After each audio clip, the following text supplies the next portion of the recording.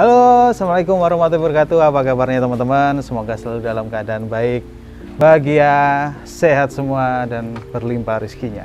Amin. Amin. Oke teman-teman, sore ini saya lagi di Antonio da Vespa, bengkel Vespa klasik.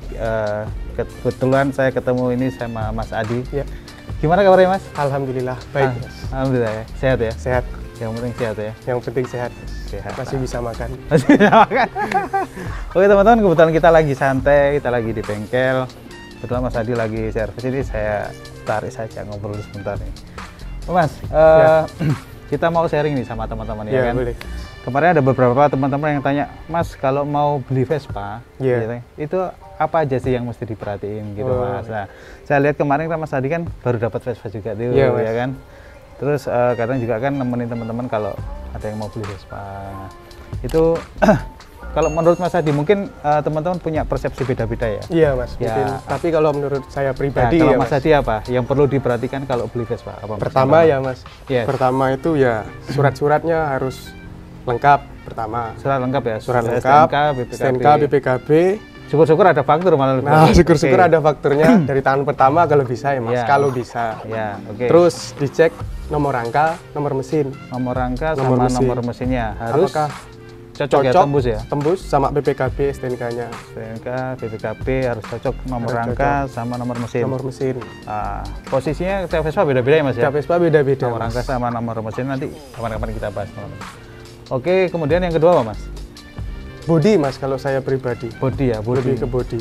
Kan ada orang yang mentingin mesin dulu apa body dulu. Kalau Mas Adi ini kalau saya body pribadi body dulu. Soalnya kalau untuk body ya Mas, untuk misalnya mesinnya bagus, bodinya kurang bagus, itu kan otomatis harus perbaiki body itu.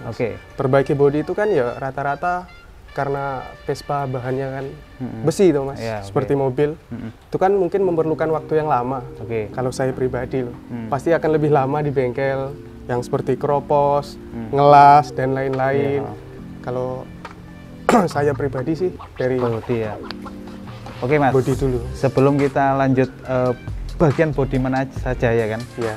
Untuk urusan surat-surat tadi Mas, masalah pajaknya gimana? Penting nggak ini? Pajaknya masih hidup nggak nih? Kalau bisa cari pajak Vespa itu yang hidup. Suratnya hidup ya? Suratnya hidup. Terus kalau misalnya kondisi mati, kira-kira berapa tahun? Masih bisa diurus atau enggak? Ya lebih baiknya ada kenalan gitu ya Mas, kayak orang biro. Ya, biro jasa. Jadi kita bisa ngecek Mas ya? Bisa ngecek. Kira-kira ini kalau misalnya kondisi mati, kalau dihidupin butuh biaya berapa? Nanti bisa buat pertimbangan teman-teman kan, masih masuk nggak budgetnya atau enggak bisa buat bahan nawar, buat bahan negosiasi, buat ke penjual. Oke, lanjut yang body tadi Mas. Iya. Bagian apa aja yang perlu diperhatiin Mas? Kalau pertama dari body. Oke, kita lihat ini ada beberapa Vespa. Lihat Vespa saya itu. Biasanya masalah utama pada Vespa itu ya Mas, kalau saya pribadi loh, pasti decknya sini. Deck ya. Udah banyak yang kropos loh Mas. Model sini ada keropos enggak? Ada keropos atau enggak? Lihat sama itu. Decknya ya, kanan kiri dari bawah kanan, juga. Kiri bawah pasti. Kalau yang model apa kayak eksklusif apa itu kan, nah kayak itu tuh punya Mas Margi. Terus ini Strada ini kan ada karetnya. Ada karpetnya Mas. Itu kita buka aja ya. Dibuka aja Mas. Diangkat. Kalau model-model super sprint atau PX lama itu kan pasti triplang ini Mas, kelihatan. Itu bisa kelihatan langsung ya. Harus diangkat. Oke, deck pertama bagian body. Kemudian apa lagi Mas? Posisi nomor rangka Mas. Kadang nomor rangkanya ada yang nggak jelas itu Mas. Oh iya, masih jelas nggak? Atau jelas atau jangan malah tempelan. Malah tempelan. Nah, itu perlu diperhatiin teman-teman. Nomor rangkanya ya. Nomor rangka. Kemudian apa Mas? Center body center enggak ya? Porot center apa enggaknya Mas? Cara dilihat ngecek center gimana Mas? Body center enggak centernya? Kalau center enggaknya tergantung karet bodinya juga kadang ya Mas. Karet body mesinnya. Ya? Kadang kalau karet bodinya udah rusak, pasti posisinya pasti miring mesinnya. Cara gampangnya sederhana aja, coba di bawah. Terus di kecepatan seberapa, coba dilepas tangan masih bisa lurus, lempeng. Atau malah belok-belok. Atau malah belok berat kanan ke kiri. Itu kerasa teman-teman kalau bodinya nggak center. Atau biasanya teman-teman juga ada yang bisa ini ya, lihat antara ban depan ban belakang gitu ya, lurus enggak gitu. Bisa dilihat dari situ juga Mas.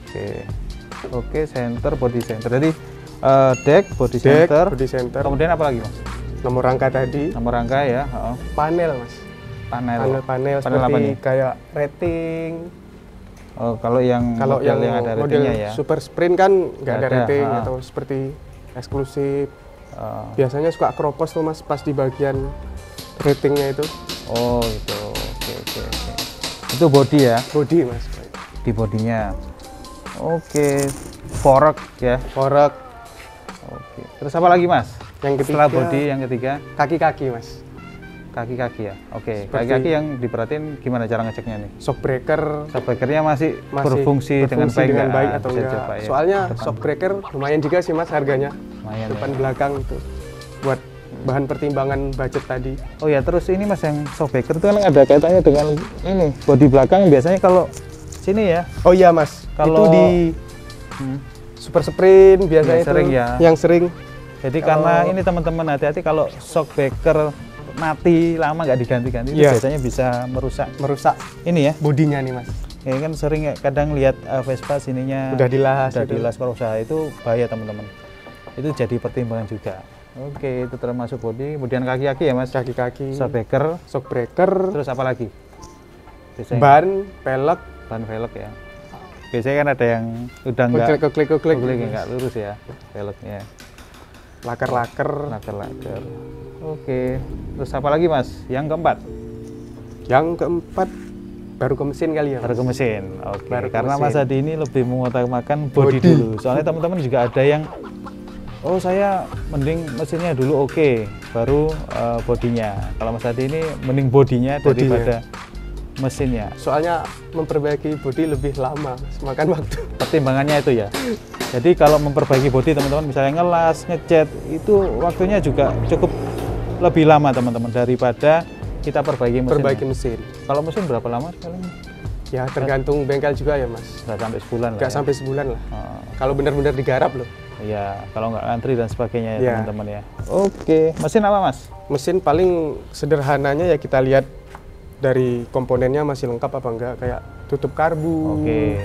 Berarti kita buka tepung ya? Buka tepung dulu Mas. Buka tepung. Dilihat sekilas.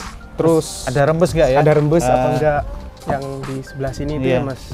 Di bagian belakang mesin atau bawah mesin teman-teman juga biasanya juga ada yang netes juga. Ada yang netes. Ya. Itu biasanya kita tahu kalau setelah mesin dihidupin teman-teman. Biasanya kan mesin dihidupin agak lama, kalau memang ada rembesan biasanya dari itu ya Mas, lubang hisap dari hisapan biasanya Mas, itu ya, atau karburator atau karbunya hisapan itu bisa menyebabkan rembes teman-teman. Jadi kita lihat kalau dari sini di bawah kelihatan, kalau kering ya berarti normal bagus. Jadi kita coba hidupin mesinnya agak lama biasanya gitu. Ada 4 mesin. Terus apa lagi Mas? Mesin terus udah ya, apalagi? Udah, pernah pernik kali ya Mas, itu bonus aja kali. Oke, pernah pernik kayak apa nih Mas? Kayak speedometer, masih ori atau enggak? Oke, masih berfungsi dengan baik enggak ya? Kalau kayak eksklusif itu kan ada indikator-indikatornya teman-teman. Kalau semacam Vespa eksklusif, oli sampingnya kan juga udah pisah tuh Mas? Ya, ada yang AOM ya, udah automatic oil mixture. Nah, itu masih berfungsi dengan baik enggak? Itu juga penting teman-teman, buat pertimbangan harga, juga buat negosiasi ke penjualnya. Oke, terus apa lagi Mas? Udah ya, paling aki terus kalau yang pakai aki ya teman-teman. Oke, soalnya kita kan nggak bisa gini Mas, terus terang kita kalau mau beli Vespa, lihat Vespa nggak mungkin kita bongkar. Iya, kalau bongkar dari mesin kan nggak mungkin kita bongkar, oh ini dalamnya nggak asli, kan nggak bisa dong Mas. Iya, kan nggak enak pasti. Jadi gini teman-teman, pengalaman kita ya Mas ya, jadi setiap beli Vespa teman-teman juga harus menyiapkan spare budget untuk perbaikan. Pasti, soalnya nggak mungkin ada yang benar-benar sempurna, kita nggak tahu dalamnya kayak gimana ya. Nanti ketahuan walaupun yang ngomong udah ini habis dibongkar kok Mas, ini tetap lebih baiknya sediakan budget lebih untuk perbaikan sendiri. Jadi itu teman-teman, pentingnya kita harus tetap spare budget untuk perbaikan.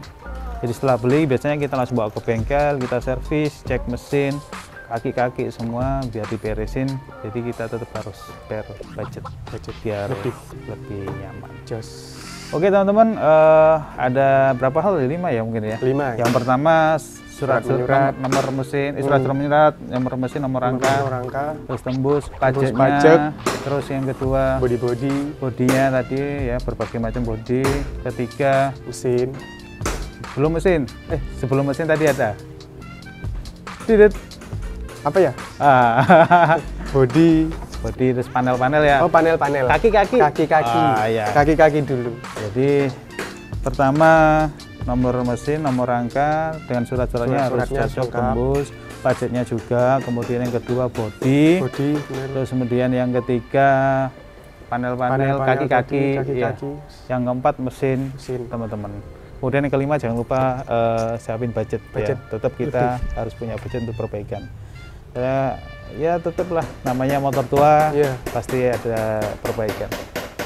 Oke teman-teman, mungkin video kali ini sampai di sini dulu. Terima kasih Mas Hadi waktunya sharing-sharing. Sama-sama. Semoga bermanfaat untuk teman-teman, untuk kita semua.